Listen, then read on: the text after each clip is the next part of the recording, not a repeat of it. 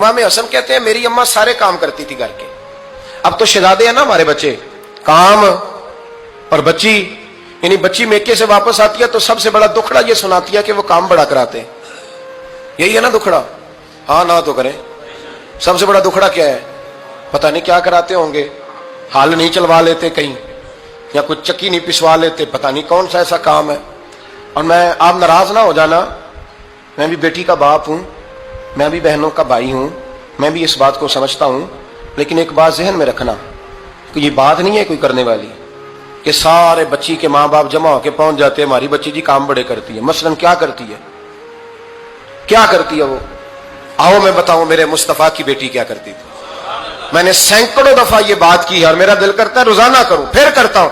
दुनिया में कोई इतना गरीब है जिसकी बेटी इतना काम करे कि हाथों पे छाले पड़ जाए?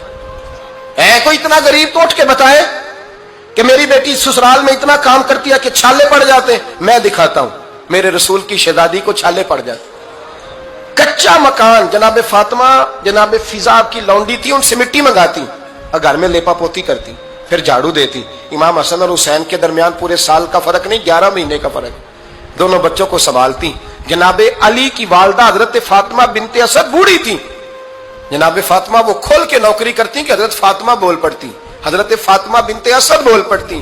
कहती बेटे फातिमा मेरा इतना ना ख्याल रखा कर, तेरे अपने भी बच्चे हैं। जनाबे फातिमा फरमाती आप सिर्फ अली की माँ तो नहीं ना, आप मेरी भी तो माँ है ना। यहाँ बीबियां फलसफा बयान करती हैं, वो कहती हैं जी किस हदीस में आया है सास ससुर की खिदमत फर्ज है? मैंने कहा किसी में भी नहीं आया।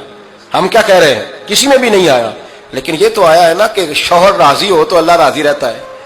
तो अगर शौहर माँ बाप की खिदमत से राजी होता है तो करो खिदमत, इसको तो राजी करना है ना, इस पर तो तवज्जो दो।